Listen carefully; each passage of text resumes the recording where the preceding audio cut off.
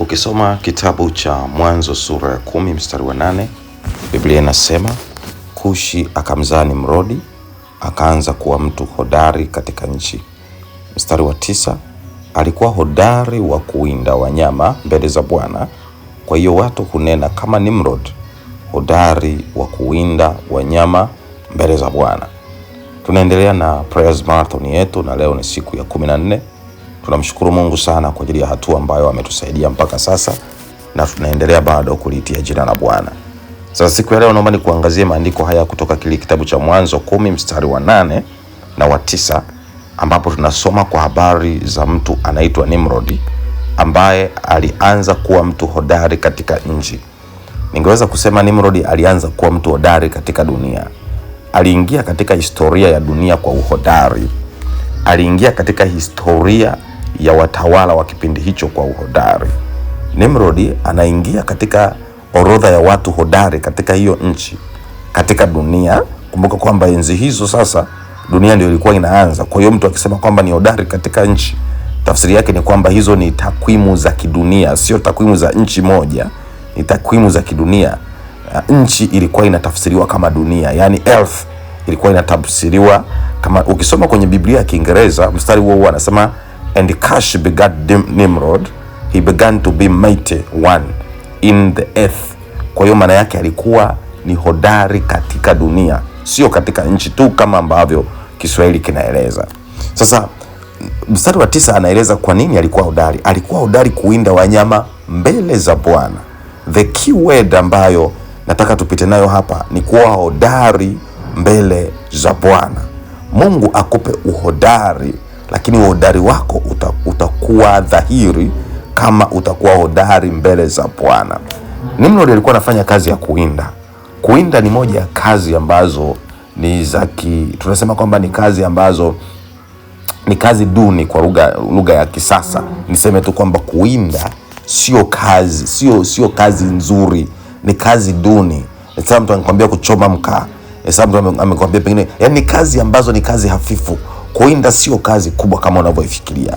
Lakini Nimrod kwa kazi hiyo hiyo inamuingiza kwenye historia ya kuwa mwindaji hodari mbele za Bwana katika nchi. That means unapokuwa uko na Mungu katika equation ya shughuli zako, Mungu anakupatia uhodari, Mungu anakupatia mafuta, Mungu anakupatia anointing ambayo inakufanya kuwa hodari na utaingia kwenye takwimu za kidunia. Nipo sasa nakuombea katika jina la Yesu.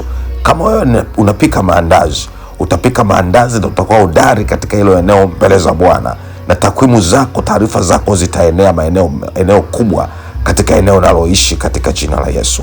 Kama wewe ni fundi seremala, utakuwa hodari katika jina la Yesu. Kama wewe ni mkulima, ninakuombea uwe hodari katika jina la Yesu. Kama wewe ni mwalimu, ninakuombea uwe hodari katika jina la Yesu. Kama wewe ni daktari, ninakuombea uwe hodari kwa jina la Yesu. Kama wewe ni dereva, na kuombea uwe hodari katika jina la Yesu. Taarifa za uhodari wako zitaenea nchi nzima. Taarifa za uhodari wako zitaenea popote pale. Utakuwa hodari katika jina la Yesu, kama Nimrod alivyokuwa hodari mbele za Bwana. Alikuwa hodari mbele za Bwana na taarifa zake zikaenea katika nchi yote ya kwamba ni hodari katika nchi. Akashika hatamu katika nchi kwa sababu alikuwa ni hodari, lakini alikuwa ni hodari mbele za Bwana. Nataka nikuambie siku ya leo, kuwa hodari tu haitoshi, lakini kuwa hodari mbele za Bwana. Hata kama kazi unayoifanya ni ya vitu vya chini, hata kama kazi unayoifanya ni ya hali ya chini sana, lakini kama ukiifanya katika Bwana, Mungu atakuingiza kwenye takwimu. Utaingia kwenye takwimu za kidunia katika jina la Yesu. Nimrod akawa hodari mbele za Bwana. Nimrod akawa hodari mbele za Bwana kwa sababu ya kuwinda. Utakuwa hodari katika jina la Yesu. Mungu akupe uhodari katika jina la Yesu. Kama wewe ni mtumishi wa umma, utakuwa hodari katika jina la Yesu. Kama wewe ni mfanyabiashara, utakuwa hodari katika jina la Yesu. Kama wewe ni mkulima, utakuwa hodari katika jina la Yesu. Kama wewe ni mjasiriamali, ukawe hodari katika jina la Yesu.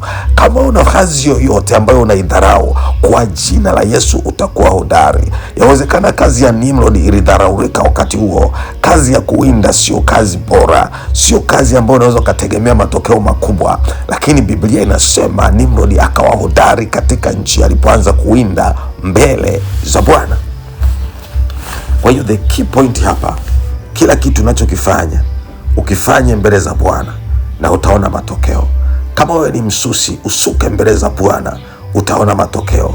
Kama wewe ni mvuvi, uvue mbele za Bwana, utaona matokeo. Kama wewe ni mwalimu, fundisha mbele za Bwana, utaona matokeo. Kama wewe ni daktari, tibu wagonjwa mbele za Bwana, utaona matokeo. Kama wewe ni mjasiriamali, fanya shughuli zako mbele za Bwana, utaona matokeo. Kama wewe ni mchungaji, chunga mbele za Bwana, utaona matokeo. Kama wewe ni aposto, fanya uaposto mbele za Bwana, utaona matokeo. Kama wewe ni nabii, fanya unabii mbele za Bwana, matokeo yatakuwa makubwa. Taarifa zako zitaenea katika nchi katika jina la Yesu. Kama Nimrod alipoanza kuwa mtu hodari mbele za Bwana, na wewe ukawe hodari mbele za Bwana, ninakuombea katika jina la Yesu utakuwa hodari mbele za Bwana. Kila kitu unachokifanya utakuwa hodari katika jina la Yesu Kristo. Utakuwa hodari katika jina la Yesu. Utakuwa hodari katika jina la Yesu. Ukawe hodari katika jina la Yesu. Bwana akupe uhodari katika kila jambo unalolitenda.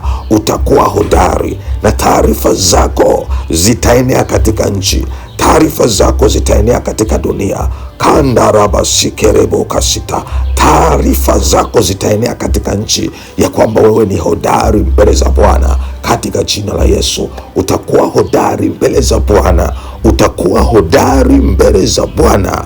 Utakuwa hodari mbele za Bwana. Kandarabasikerebo kasita. Utakuwa hodari wa kufundisha mbele za Bwana. Utakuwa hodari katika kipaji chako mbele za Bwana. Utakuwa hodari katika eneo la muziki mbele za Bwana. Utakuwa hodari katika utumishi mbele za Bwana. Utakuwa hodari katika malezi ya watoto wako mbele za Bwana. Utakuwa hodari mbele za Bwana katika jina la Yesu Kristo. Utakuwa hodari mbele za Bwana. Ninakutamkia siku ya leo ukawe hodari mbele za Bwana katika kila unalolifanya.